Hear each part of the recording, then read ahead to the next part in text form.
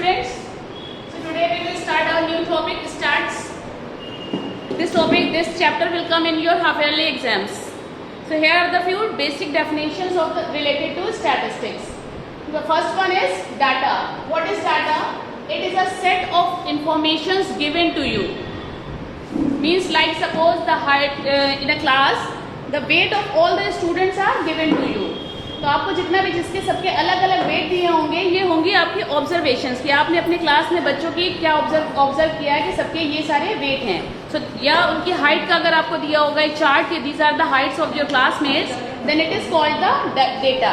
So what is data और data? It is set of information is called the data. The second one is frequency.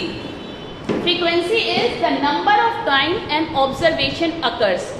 Means suppose किसी की wait है, उसका wait 58 है एक बच्चे का, नेक्स्ट है किसी का 57, किसी का 58, फिर 57, 56, 55.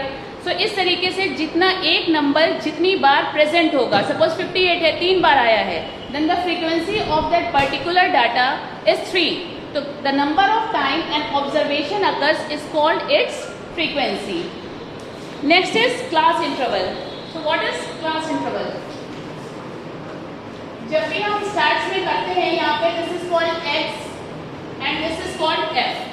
ये होता है अनग्रुप डाटा. जो आपको अभी बताया गया है, जिस तरीके का डाटा बताया गया, that is called ungroup data. कि अगर आपको सिर्फ एक रॉ फॉर्म में दिया हुआ है कि suppose the height are like the weight are given 56, 58, 50, 55 इस तरीके से दिया है, तो ये सारा कहलाएगा हमारा अनग्रुप डाटा. अब एक टेबल के फॉर्म में अगर आपको दिया हुआ है कि 50 से 60 का वेट इतना है, 40 से 50 का वेट इतना है, like 0 to 10, 10 to 20, 20 to 30, 30 to 40 और 0 to 10 के बीच में कोई है तो उसकी फ्रीक्वेंसी होगी 5, 8, 9, 11 इस तरीके से. कि जो इसके बीच में ऑब्जर्वेशंस हैं उनकी फ्रीक्वेंसी है 5, जो इसके बीच में ऑब्जर्वेशंस हैं उनकी फ्रीक्वेंसी है 8. So this is called our class interval. The 0 to 10, 10 to 20, 20 to 30, 30 to 40, these are called the class interval. And this one is called the lower limit and this one is called the upper limit. जो उसकी minimum जो starting होगी that is called the lower limit और जो उसकी maximum होगा class interval that is called the upper limit. Now what is the class size? Class size is the difference between the upper limit and the lower limit. 0 to 10, 10 to 20. So what is upper limit over here? 10. 10 minus 0 is equal to 10. So इस class interval की class size है 10. So what is class size? It is the difference between upper limit and the lower limit. Now next is class marks. Class marks is the average, means average of upper limit and the lower limit.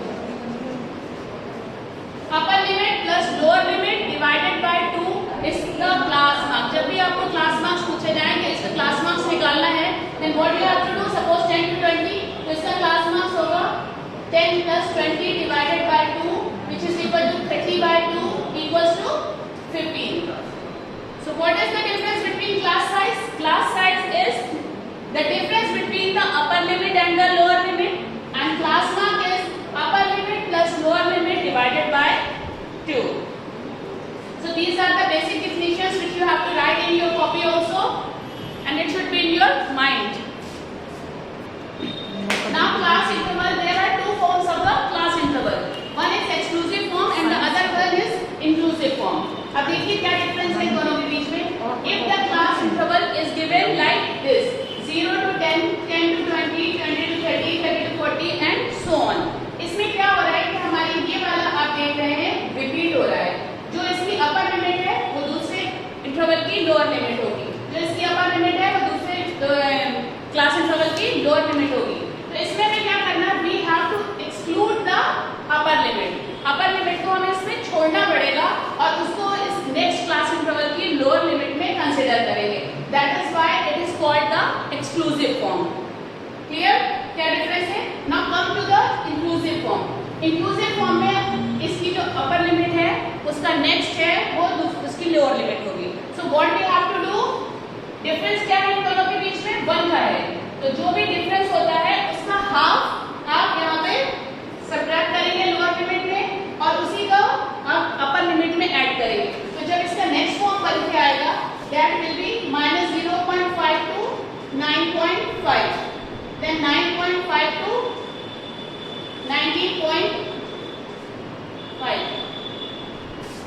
Then 19.5 to 29.5। तो जब भी आपको inclusive form में दिया होगा you have to convert it into exclusive form.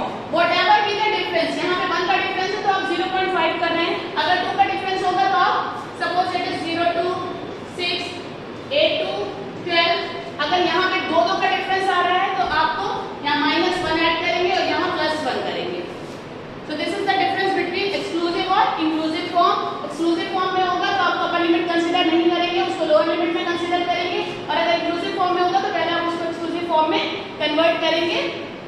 Suppose this type of data is given to you, यहाँ पे आपको ये दिया है और आपको उसको class interval में convert करना है। तो exclusive form में like this 10 है तो आपको इसमें नहीं लिखेंगे, you have to write this 10 in the next class interval।